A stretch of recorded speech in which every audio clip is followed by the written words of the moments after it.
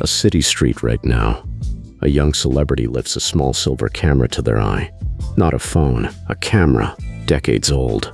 Bought secondhand for more than most people's rent. In the last few years, this exact camera has become one of the most sought-after objects in fashion and photography. Prices for a used one have climbed several times over. Waiting lists exist for a camera that stopped being made 20 years ago. Everyone wants this name on a strap around their neck. But here is what almost none of them know. This name was once erased from the map entirely. Its factory was bombed, its blueprints were seized by an occupying army, and for the next 4 decades, 2 different countries fought over who was even allowed to call a camera by this name. The camera trending on every fashion feed today carries a history most people would find hard to believe. There is a camera that was so perfect, it never needed to change, and simply outlasted the world that passed it by. This is not that story. This is the story of a camera built to be just as perfect, and then physically torn apart by forces far bigger than any camera company. A war that destroyed its home. An occupation that stole its name.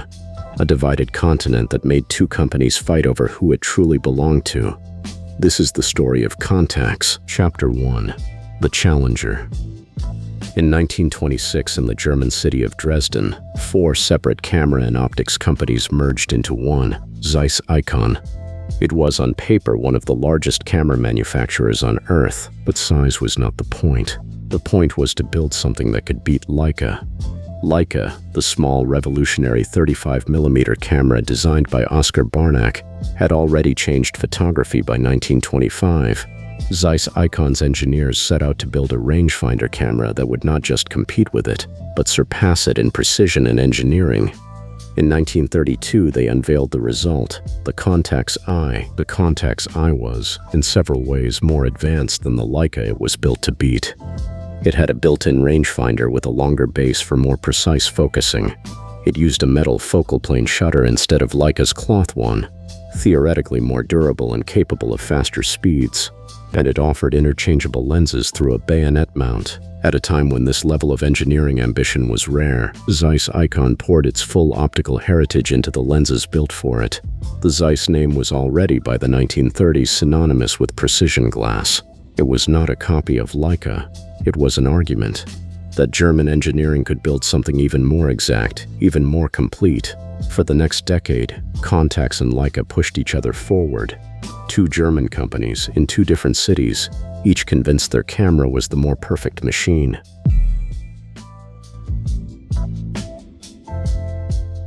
February 1945. Allied bombers struck Dresden in a series of raids that destroyed much of the city. One of the most devastating air campaigns of the entire war. Zeiss Ikon's factories were among the buildings caught in the destruction. Production lines were damaged. Tooling was lost. And by multiple accounts, a significant portion of the company's blueprints, prototypes, and technical records, the accumulated knowledge behind more than a decade of building the Contax, were destroyed along with the buildings that had housed them. A camera built to argue that German precision could reach further than anyone else's had just watched its own home turn to rubble. The war had not just damaged a factory, it had come close to erasing the knowledge of how to build the camera at all. In the immediate aftermath, it was not clear the company would survive at all. Germany itself was being carved into occupation zones. Skilled workers had been killed, displaced, or scattered across a country that no longer had functioning borders. Dresden fell inside the zone that would become Soviet-occupied Germany. And for a company whose entire identity was built on precision manufacturing, that meant something specific.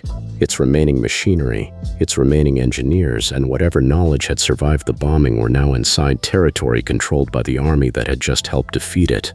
What happened next was not a rebuilding. It was a removal.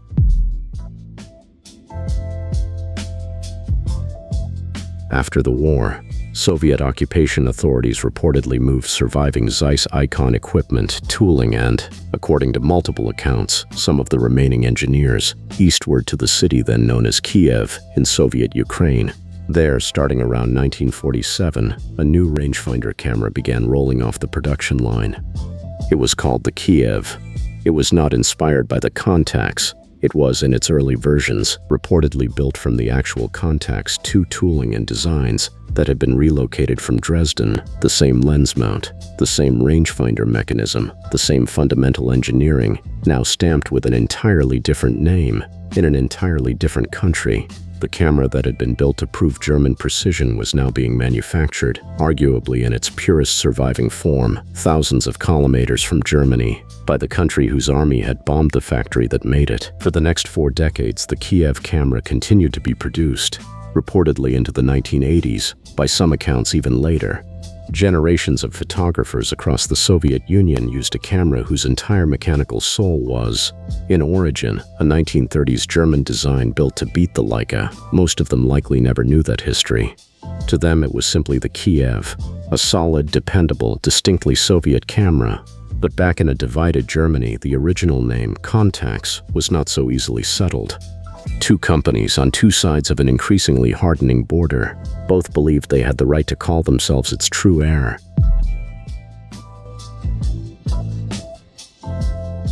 After the war, Germany split into 2 countries, and Zeiss, the optical company behind the Contax lenses, split with it. In the east, in the city of Jena, the original Zeiss factories continued operating under Soviet-aligned East Germany, eventually becoming VEB Carl Zeiss Jena. In the west, in the town of Oberkochen, former Zeiss employees and executives who had fled or relocated rebuilt the company from scratch, under the same name, Zeiss. Both companies believed they were the true Zeiss. Both believed they had the right to the Contax name. And for the next several decades, according to multiple accounts, they fought it out, not with cameras but with lawyers, in courtrooms across dozens of countries, over who was legally allowed to sell products under names that had once belonged to a single unified company. A camera built to be perfect had become, quite literally, a legal battlefield. This was not a quiet disagreement. It reportedly ran, in various forms for more than 40 years, through the 1950s, 60s, 70s, and 80s, with agreements, renegotiations, and fresh disputes as markets and politics shifted. Photographers around the world sometimes found 2 different unrelated products, both wearing a name they associated with German precision. One from the West, one connected to the East, and had no easy way to know which one carried the lineage they actually wanted. The dispute, by most accounts, was not fully resolved until German reunification in 1990 brought the 2 Zeiss companies back under a single roof, decades after the war that had split them apart in the first place.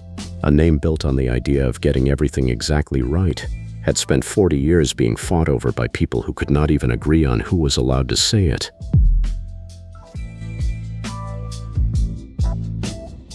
In the 1970s, the West German Zeiss decided it could not rebuild a camera business alone, so it licensed the Contax name to a Japanese manufacturer, Yashica, hoping Japanese production expertise could give the name a future it could not build by itself. The result, in 1975, was the Contax RTS, and its body was designed not by a camera engineer, but by Ferdinand Alexander Porsche, the man behind the shape of the Porsche 911. It was a strange, almost improbable rebirth. A camera name forged in 1930s Dresden, bombed, seized, split between 2 countries for decades, now wearing a body designed by one of the most famous car designers in the world, built in a Japanese factory, sold to a generation that had no memory of Zeiss icon Kiev or courtroom battles at all. The RTS worked, and it opened the door to what came next. Through the 1990s, Contax built its reputation further.